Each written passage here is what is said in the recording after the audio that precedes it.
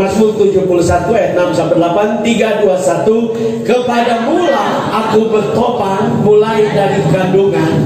Engkau telah mengeluarkan aku dari perut ibuku.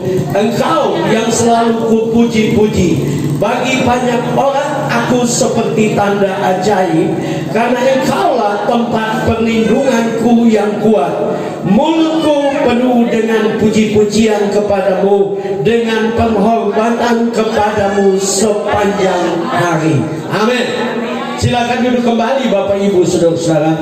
Malam ini saya ingin berbicara dengan judul pujian penyembahan saat melihat sejarah kehidupan.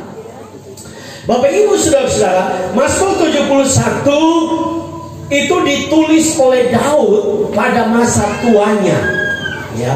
Jadi Daud sudah tua dan dia merenungkan tentang kebaikan Tuhan.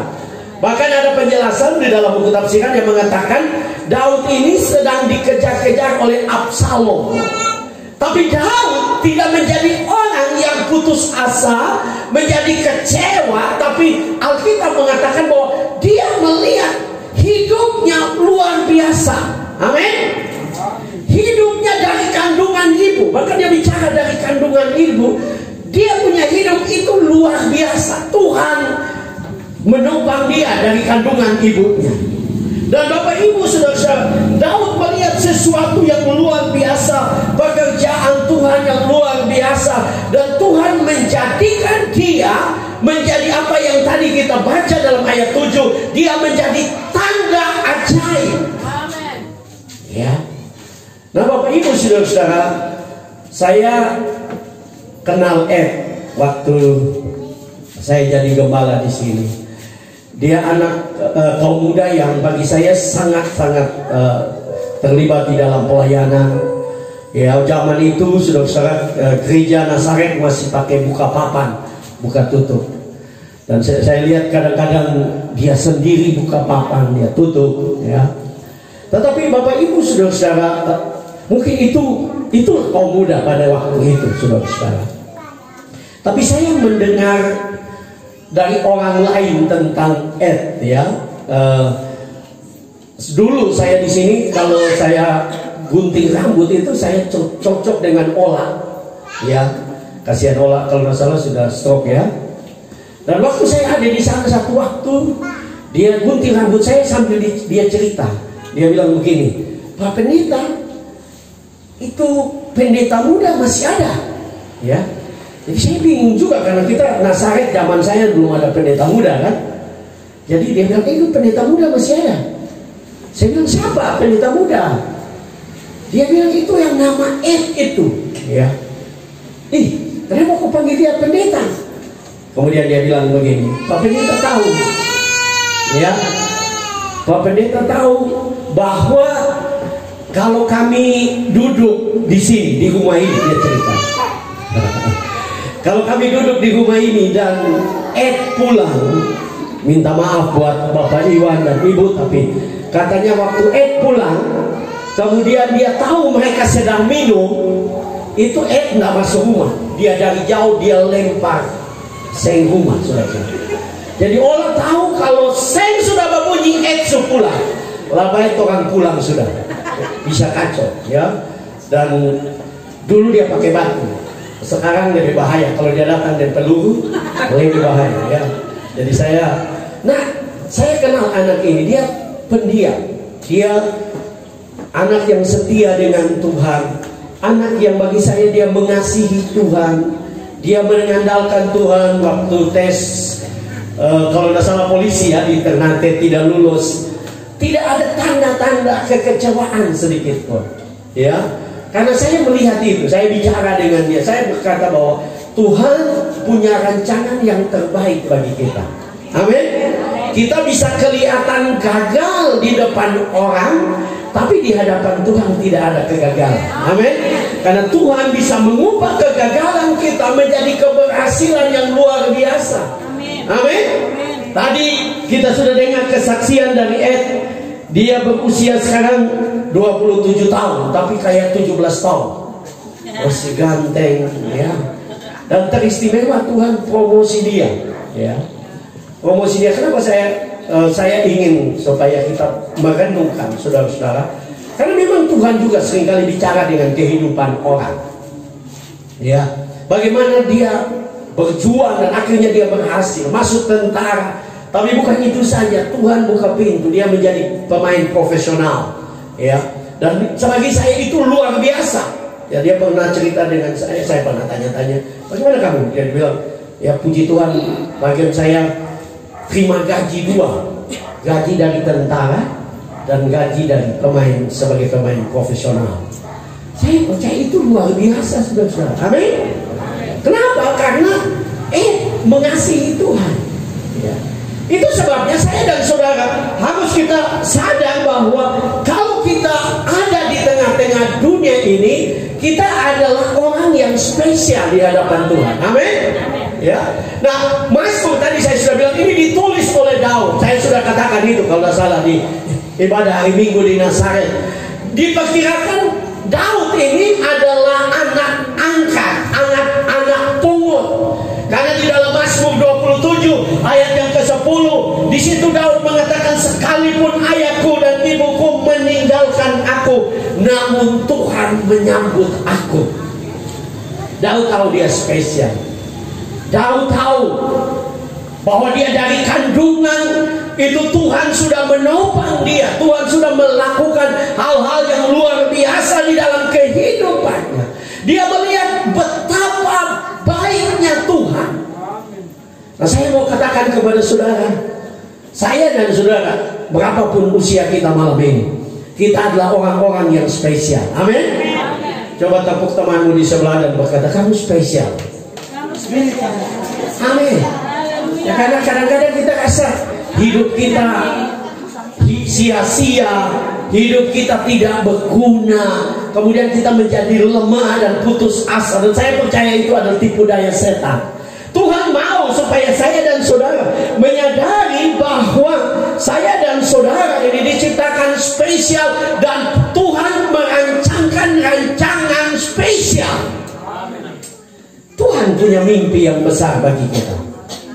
Tidak peduli usia kita.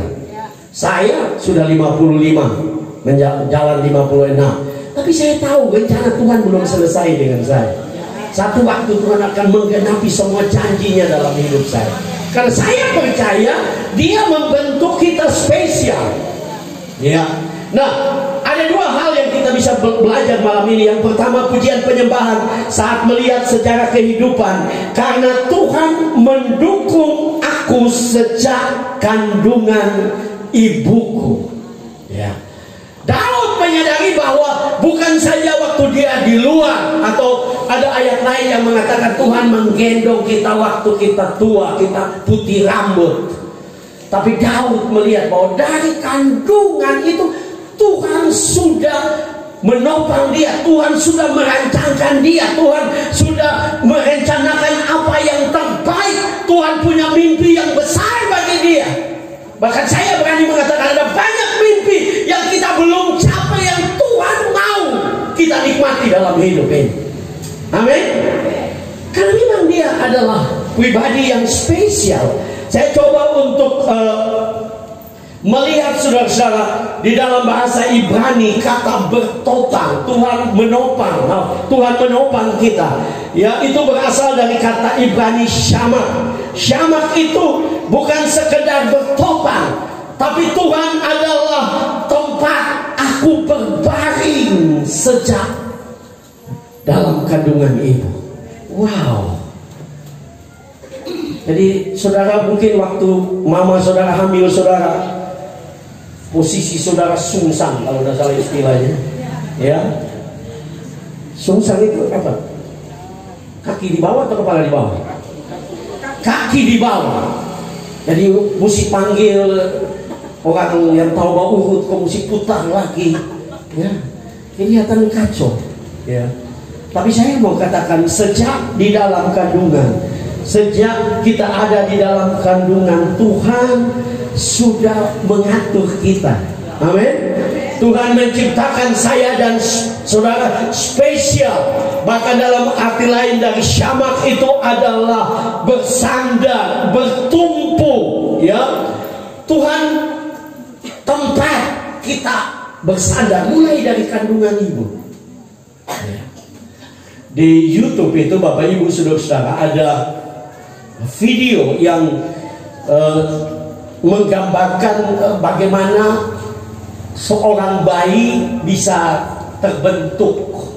Ya, memang ini video dalam pengertian kedokteran dan orang dewasa.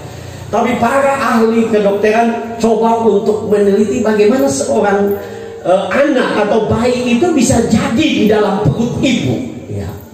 Tahukah saudara bahwa tapi waktu seorang suami ya dalam pengertian ejakulasi itu bukan sedikit sperma yang dikeluarkan. Itu dalam penelitian kedokteran itu ada sekitar 350 juta. Itu sebenarnya kalau saudara lihat video itu, sperma itu berlari seperti berebutan. 350 juta berebutan untuk berjumpa dengan ovum, yaitu sel telur. Dan waktu dia berjumpa, kemudian bersatu jadilah bayi. Dan kalau dari 350 juta satu jadi di kandungan, itu mujizat, saudara. Ya. Jadi kalau kita bisa jadi bayi dalam kandungan, itu mujizat, bukan kebetulan. Amin. Saudara dan saya ini spesial. Tidak peduli saudara lahir seperti apa, bentuknya seperti apa, ya, saudara pendek, ya, seperti saya mungkin saudara 1 meter kotor, tidak bisa bilang mengapa? Spesial. Ya. Kita memang dibentuk spesial. Ya, bahkan dalam video itu dikatakan kalau saudara bisa jadi, saudara itu adalah pemenang. Karena saudara berlomba dengan 350 berapa juta ribu ya. Dan saudara yang menang. Karena itu saudara jangan jadi orang Kristen yang gampang untuk putus asa, gampang untuk kecewa. Saudara banding-bandingkan diri saudara dengan orang lain, saudara mulai kecewa. Enggak. Saya mau bilang Tuhan bentuk saudara spesial. Tidak ada yang salah. Tidak ada yang salah. Dan kalau dia menopang sejak kandungan, saya percaya juga dia menopang kita sampai kita bertumbuh. Ya. Itu sebabnya orang bilang saudara dan saya tidak bisa memilih saudara lahir di keluarga apa. Ya, kalau memilih kita semua ingin lahir di dalam keluarga kaya, betul? Untuk apa lahir di dalam keluarga miskin? Ya. Atau keluarga yang susah. Dengan zaman yang susah, kita semua ingin lahir di dalam keluarga yang modern. Mungkin zaman sekarang, saya percaya kalau bisa pilih, Temi akan pilih tidak lahir dalam situasi yang tiap hari cuma pisang, kaspi, batatas. Saya percaya Temi nggak suka, ya, karena zaman Temi saja dia sudah nggak suka, ya. Tapi saya mau katakan, saudara lahir dalam situasi apapun yang saudara makan, ya. Tahukah saudara bahwa Tuhan merancangkan sesuatu yang besar? Amin. Tuhan merancangkan sesuatu yang besar. Saudara bisa merenungkan hidup saudara. Mungkin saudara lahir dari keluarga yang sederhana, miskin, keluarga yang kacau, keluarga yang tidak harmonis. Tapi Tuhan tidak pernah gagal. Ya. Jadi kalau Temi cuma makan kasbi, pisang dengan batata, masih lumayan Temi. Dulu saya kecil, tidak ada orang Timur di sini ya. Tapi kalau saudara lahir pada tahun-tahun saya lahir dan besar di Timur, itu makanan pokok orang Timur itu jagung. Ya. Dan saya tidak menemukan di daerah lain. Tapi kami jagung menjadi makanan pokok. Ini bukan jagung muda, jagung kering. Itu sudah diasap. Saudara bayangkan kalau jagung sudah diasap, dia kering. Kami masak, ya, jagung kering, saudara, dan kami campur dengan kacang merah, labu, batatas, persis makanan babi. Betul, saudara. Jagung kering, kami lahir, ya, ya. Kami kalau pergi di kampung, pergi ke sawah, pergi ke laut cari udang zaman itu di daerah saya. Itu kami goreng, sudah kering digoreng. Ya. Kalau kering dimasak masih sedikit lombok begitu, tapi tetap kering digoreng. Digoreng dan kadang-kadang goreng tidak pakai minyak. Ya. Untuk bikin lombok kami isi di botol, isi air, supaya dia ada rasa sedikit, kita isi garam. Ya. Tapi jadinya begini deh. Ini produk jagung kering, ganteng, ya ada kumisnya, ya. Karena Tuhan bentuk kita itu spesial. Amin. Saya percaya orang tua bangga dengan saya sendiri bangga. Ya, saya sendiri bangga sebagai gembala waktu itu. Ya, saya bangga, semua saya bangga. Saudara-saudara NC semua. Tapi saya melihat kehidupan menjadi kesaksian yang luar biasa. Kenapa? Karena Tuhan menopang kehidupan kita. Saudara juga spesial. Amin. Terus datang kepada Tuhan, terus berharap kepada Tuhan, miliki mimpi yang besar. Tuhan tidak pernah berhenti merancangkan yang terbaik bagi kita. Amin. Belajar dari Abraham. Tuhan, bahkan Tuhan yang janji bahwa dia akan menjadi bapa segala bangsa, punya bangsa, keturunan seperti bintang di langit. Tuhan yang janji. Tapi dia menunggu itu 25 tahun, bahkan sampai Sarah sudah tidak bisa lagi. Maaf, Sarah tidak haid lagi, tidak mungkin punya keturunan. Tapi bagi Tuhan tidak ada yang mustahil. Amin. Akhirnya Tuhan berikan dia anak. Ya. Dan anak itu menjadi anak yang luar biasa. Kalau Tuhan menunda sesuatu, dia ingin memberikan saudara sesuatu yang spesial. Jangan cepat kecewa, jangan cepat putus asa, jangan cepat menyerah, karena Tuhan belum selesai dengan hidupmu. Amin. Ya.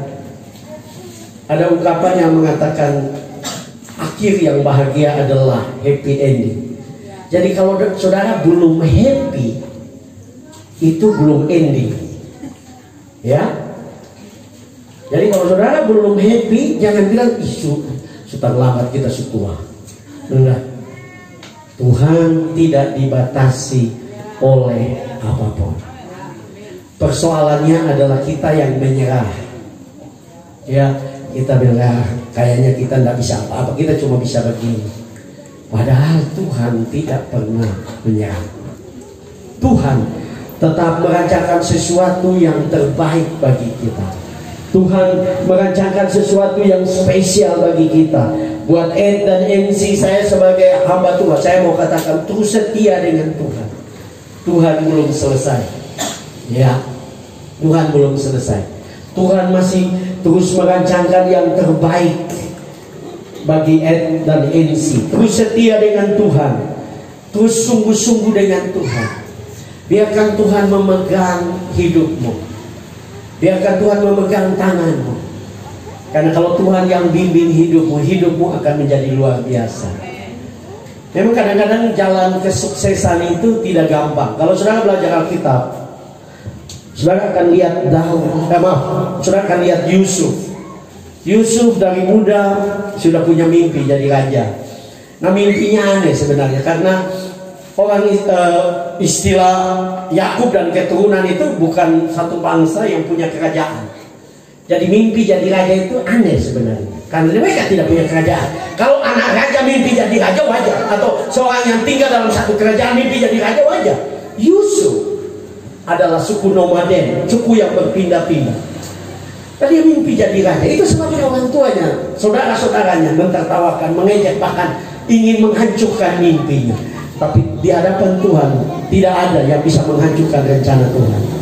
Iblis pun tidak bisa menghancurkan rencana Tuhan. Yang membuat rencana Tuhan gagal adalah kita. Waktu kita menyerah, Tuhan pun tidak bisa berbuat apa-apa. Karena dia hanya memakai, atau dia hanya menggenapi janjinya bagi mereka yang terus percaya, sekalipun mereka tidak melihat. Yusuf dijual ke Mesir. menjadi seorang pembantu. Dari anak manja menjadi pembantu, tapi Yusuf tidak pernah kecewa. Dia kerja sungguh-sungguh, dia bertanggung jawab. Dia diangkat menjadi kepala pelayan. Sudah begitu difitnah, masuk penjara bawah tanah yang tidak punya harapan. Ya, tapi Yusuf tetap setia dengan Tuhan. Diangkat oleh kepala penjara menjadi pemimpin di penjara. Dia menolong juru minum dan juru roti. Tapi waktu yang satu, ya, juru minum keluar, dia bebas. Dia janji untuk tolong, dia lupa. Banyak orang bisa lupakan saudara, tapi Tuhan tidak pernah lupa. Karena Alkitab mengatakan pada akhirnya Yusuf pergi menjadi orang kedua, menjadi perdana menteri di Mesir. Kenapa? Karena Tuhan yang menopang kita mulai dari kandungan ibu. Kita besar, kita bertumbuh. Firman Tuhan berkata tiap langkah kita diatur oleh Tuhan. Dia mengatur, dan itu ditulis oleh Daud. Karena Daud melihat perjalanan hidupnya, bagaimana Tuhan begitu luar biasa, bagaimana Tuhan begitu dahsyat di dalam hidupnya. Karena Tuhan itu adalah Tuhan yang baik. Yang kedua, pujian penyembahan saat melihat sejarah kehidupan. Karena Tuhan menjadikan aku menjadi tanda ajaib. Ya, soalnya tadi saya sudah bilang, diperkirakan Daud ini anak angkat, anak pungut. Ya, tetapi Daud melihat bagaimana Tuhan yang dia percayai, Tuhan yang dia sembah, Tuhan yang dia andalkan di dalam hidup itu adalah Tuhan yang luar biasa. Tuhan yang menjadikan dia yang biasa, yang tertolak, yang tidak punya potensi untuk menjadi orang penting, pada akhirnya Daud menjadi orang penting. Amin. Kenapa? Karena kalau Tuhan menyertai kita, kita menjadi pribadi yang berbeda. Kalau Tuhan yang jalan dengan kita, ya, orang akan lihat ada sesuatu dalam diri kita. Amin. Saudara lihat setelah diurapi menjadi raja, dia kan belum bisa ke istana, tidak ada alasan untuk ke istana, dan dia juga bukan tentara. Tapi Alkitab mengatakan bahwa Roh Allah telah meninggalkan Saul, dan Saul mulai dirasuk oleh roh jahat. Dan waktu itu ada orang datang nasihat kepada Saul, kalau begitu, karena dia tiap kali dirasuk oleh roh jahat dia tersiksa. Kalau begitu kita harus cari seorang pemain musik. Dan kebetulan orang-orang dekat Saul bilang, oh ada satu anak Isai, dia pemain musik, dia pemain kecapi. Dan singkat cerita mereka mengutus dan dia datang. Ya, dia main kecapi, tapi kecapi yang dia mainkan penuh dengan kuasa Tuhan, karena dia sungguh-sungguh dengan Tuhan. Ya, Chris Manusama berkata, saudara, kecapinya Daud merek apa sehingga waktu main kau jahat lari? Ya, jangan-jangan merek Yamaha, kan yang bagus Yamaha. Tapi zaman Daud kan Yamaha belum ada. Yang main. Saya ingin katakan kepada saudara, kalau saudara sungguh-sungguh dengan Tuhan, dekat dengan Tuhan, hal-hal yang kelihatannya sepele Tuhan bisa ubah menjadi potensi yang luar biasa. Karena Tuhan kita adalah Tuhan yang dahsyat, Tuhan yang luar biasa. Seringkali kita mau jadi orang sempurna, kita tidak sempurna. Tapi sesuatu yang kecil di tangan Tuhan itu menjadi luar biasa. Amin. Musa untuk membebaskan orang Israel dari Mesir, dia tidak butuh senjata nuklir, dia tidak perlu M16, dia tidak perlu. Dia hanya perlu satu tongkat, dan dia belah laut terbelah. Dia lakukan mujizat-mujizat. Kenapa? Karena sesuatu di dalam tangan Tuhan yang sederhana menjadi luar biasa. Amin. Mungkin engkau berkata, oh pendeta, katanya Tuhan kasih jadikan saya tanda ajaib, tapi saya punya usaha cuma kecil. Tekuni sungguh-sungguh dengan Tuhan, andalkan Tuhan, doakan, percaya, dan saudara akan lihat dia bisa mengubahnya menjadi sesuatu yang luar biasa. Nah, tidak ada yang mustahil bagi Tuhan. Ya, tidak ada yang mustahil bagi Tuhan untuk menolong kita. Nah, Bapak Ibu saudara, Daud dengan jelas berbicara tentang bahwa dia menjadi tanda ajaib. Ini bukan kesombongan, tapi memang, ya, bagaimana perjalanan hidupnya. Bagaimana Tuhan mengangkat dia, bagaimana dia menghadapi tantangan-tantangan dan keluar sebagai pemenang. Ya, saudara, Daud punya kehidupan tidak gampang. Jadi memang orang-orang yang diberkati Tuhan, dipakai Tuhan, dibuat berhasil oleh Tuhan tidak selalu gampang. Ya. Itu sebabnya jangan mengeluh. Kalau ada tantangan, ada masalah, tugas kita adalah memuji dan menyembah Tuhan, meninggikan Tuhan, mengagungkan Tuhan. Tadi ayat-ayat yang kita baca, kalau betul menurut para penafsir, ini waktu dia tua dan dia dikejar oleh anaknya Absalom, harusnya dia mengeluh. Dia bisa salahkan Tuhan, tapi Daud tidak. Dia memuji Tuhan. Bahkan di situ justru dia lihat, dia menjadi tanda ajaib bagi banyak orang. Karena Tuhan kita adalah Tuhan yang luar biasa. Tahukah saudara bahwa kata Ibrani yang dipakai untuk tanda ajaib itu berasal dari kata mofait. Mofait itu bukan sekedar tanda ajaib, tapi itu adalah mujizat-mujizat. Seorang yang dipelihara, diberkati oleh Tuhan, dia akan menjadi mujizat bagi orang lain. Orang lihat saudara dan berkata, wow, hidupnya penuh dengan mujizat. Masih muda sudah diberkati Tuhan. Ya, masih 27 sudah ada auto. Ya, dan saya sudah naik ya. Makasih Ed. Ya, puji Tuhan. Saya percaya ada rencana Tuhan yang lebih dahsyat lagi.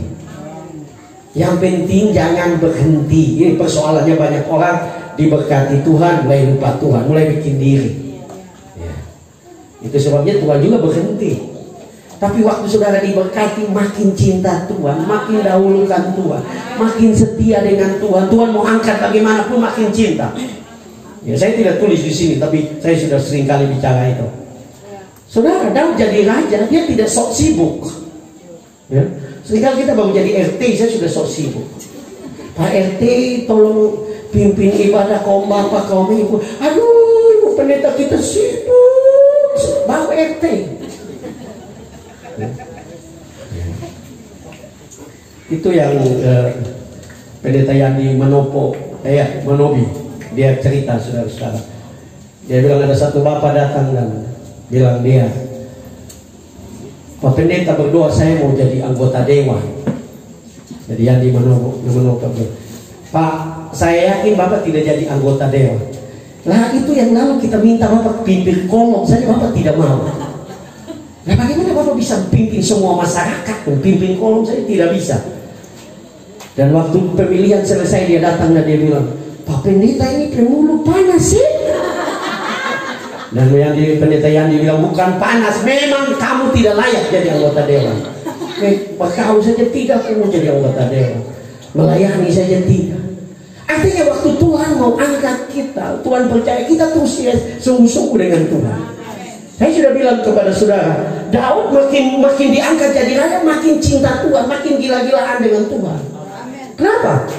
Karena waktu dia jadi raja, dia bawa pulang tabut perjanjian, dia buat kemah Daud atau apa yang disebut kemah Daud. Dia membentuk barisan pujian, ada 288 orang, ada 24 kelompok, tiap kelompok 12 orang, tiap 1 jam itu harus memuji Tuhan. Jadi tiap kelompok itu 1 jam selama 24 jam. Itu sebabnya di dalam Mazmur 119 ayat 164 dia bilang 7 kali sehari aku memuji-muji Tuhan. Ya, belum jadi apa-apa saja ibadah sudah tidak pernah hadir. Kok mau jadi apa-apa? Banyak alasan lah, sibuk lah. Padahal dia jadi yang itu juga Tuhan, tapi mulai bikin diri. Nah ini yang bikin Tuhan berhenti mengangkat kita, memberkati kita. Kenapa Daud menjadi luar biasa? Karena dia selalu ada waktu buat Tuhan. Bayangkan 7 kali sampai. Saya saudara ini terbuka, bukan untuk kesombongan.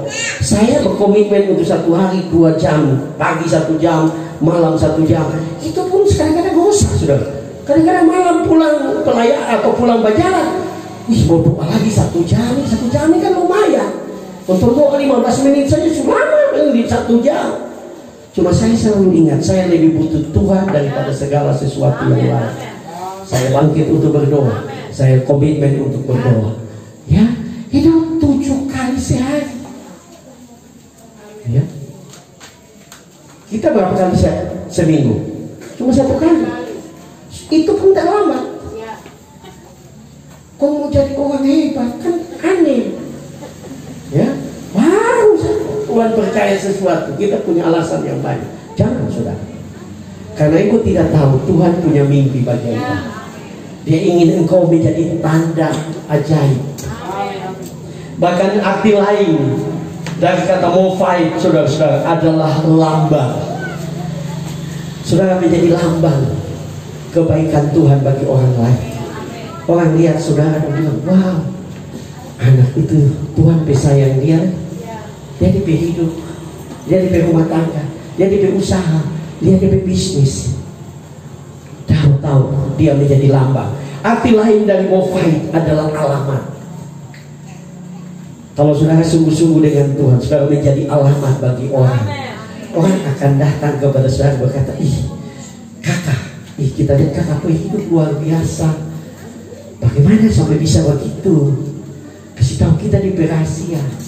Saudara jadi alamat untuk orang datang bertanya. Saudara jadi alamat untuk orang mau datang kepada Tuhan. Saudara menjadi alamat untuk orang percaya kepada Tuhan. Karena Tuhan kita adalah Tuhan yang luar biasa. Daud menjadi alamat, Daud menjadi lambang. Bahkan sampai sekarang orang Israel pun pakai bendera Daud. Semua orang mau mengaku bahwa Daud adalah keturunan agama mereka. Kan mereka lihat Daud luar biasa. Dan saudara lihat Daud luar biasa, kenapa? Bukan saja dia diberkati, keturunannya diberkati. Ya, anaknya diberkati, Salomo diberkati. Bahkan keturunannya sampai jauh, sampai lahir Yesus adalah anak Daud, keturunan Daud. Ya, kenapa? Karena Daud mencintai Tuhan. Daud mengandalkan Tuhan. Ya, di dalam Mazmur 139 ayat 14 ditulis oleh Daud juga, aku bersyukur kepadamu oleh karena kejadianmu dahsyat dan ajaib. Ajaib apa yang kau buat dan jiwaku benar-benar menyadarinya. Saudara dan saya diciptakan spesial, dirancangkan spesial, dibuat supaya orang akan lihat saudara dan orang akan datang kepada Tuhan. Orang percaya kepada Tuhan karena Tuhan terlalu baik. Karena itu mari terus sungguh-sungguh dengan Tuhan. Kalau engkau sudah diberkati malam ini, terus sungguh-sungguh dengan Tuhan. Karena Tuhan belum berhenti dengan engkau. Dia punya mimpi yang besar. Dia mau engkau menjadi kesaksian, menjadi tanda ajaib, menjadi alamat, menjadi lambang bagi banyak orang. Saya akan mengakhiri dengan kisah yang saya pernah baca. Ya, saudara-saudara yang suka lagu rohani bahasa Inggris, ya, di tahun-tahun 2000-an, pasti saudara kenal dengan seorang bernama Israel Houghton. Ya, dia menciptakan banyak lagu rohani yang luar biasa. Dia nyanyikan dan jadi berkat di seluruh dunia. Ya, salah satu lagu yang terkenal adalah Jesus is the Center. Ya, bukan Jesus bawa center, Jesus is the Center. Ya, salah satu juga yang terkenal adalah You Are Good. Ya, lagu-lagunya memberkati banyak orang. Mungkin waktu kita lihat dia nyanyikan, waktu kita lihat dia menyanyikan lagu-lagunya, kita lihat dia berdiri di depan ribuan orang untuk menyanyi. Kita bilang pasti orang tuanya hebat, pasti dia lahir dalam keluarga yang luar biasa. Tapi kalau saudara tahu dengan benar, Israel Houghton, ya, dia lahir sebenarnya lahir karena kecelakaan, bukan kecelakaan motor, tidak. Ya. Kisah hidupnya, mamanya bule, ya. Kalau sudah lihat kan dia negro, toh? Tapi mamanya bule. Nah, tahun-tahun di mana mamanya hidup itu di Amerika itu muncul apa yang disebut dengan kaum hippie. Itu orang-orang yang di taman-taman tidur seperti orang-orang yang tidak punya, memakai narkoba, hidup amburadul, ya. Jadi mamanya ini, saudara, tinggal di taman-taman, hidup pakai narkoba, bergaul bebas. Dan satu waktu, saudara, dia diperkosa oleh seorang negro, mamanya. Nah, dia ateis, dia bukan Kristen, besar di Amerika, lahir di Amerika, tapi dia tidak kenal agama. Dia ateis, orang tuanya ateis, dia tidak kenal agama. Jadi waktu dia diperkosa, saudara, kemudian apa yang terjadi? Dia hamil.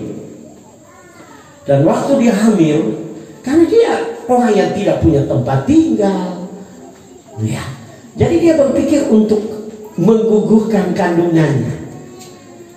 Tapi satu waktu dia sudah hamil besar, ada seorang anak Tuhan datang lewati dia dan kemudian duduk dengan dia dan mulai bersaksi, menceritakan tentang Yesus. Dia baru pertama kali dengar Yesus sepanjang hidupnya. Jadi dia dengar, ya. Waktu dia dengar itu, kemudian dinasihati oleh orang ini dan terus ditolong oleh orang ini, bilang supaya jangan gugurkan kandungan, karena anak itu anak-anak yang spesial. Padahal ini perkosaan. Dan saudara tahu kenapa dia bernama Israel? Karena waktu mamanya sendiri, dia buka Alkitab Perjanjian Lama, dan tiap kali dia buka halaman selalu muncul Israel, Israel, Israel. Kan bangsa Israel yang dia baca Perjanjian Lama, raja-raja, buku Samuel, pokoknya Israel. Jadi dia bilang, ih, nama ini bagus. Jadi itu sebabnya dia berikan nama anaknya Israel. Dan anaknya bertumbuh dan kenal Tuhan dan dipakai oleh Tuhan menjadi tanda ajaib bagi banyak orang, menjadi kesaksian bagi banyak orang. Saya percaya saya dan saudara lahir dengan baik dalam keluarga yang baik. Artinya Tuhan punya rencana yang lebih baik buat kita. Dia punya mimpi yang lebih baik. Yang paling penting adalah kita sungguh-sungguh dengan Tuhan. Mungkin sudah berkata, Bapak Pendeta, tapi saya sudah tua. Jangan pernah berhenti. Mimpi kita tidak pernah berhenti karena tua, ya. Mimpi Abraham digenapi setelah 100 tahun, ya. Jadi engkau baru 40-an, baru 50-an, belum apa-apa. Masih ada banyak peluang yang Tuhan ingin rancangkan untuk engkau dan saya melihat perbuatan Tuhan yang dahsyat.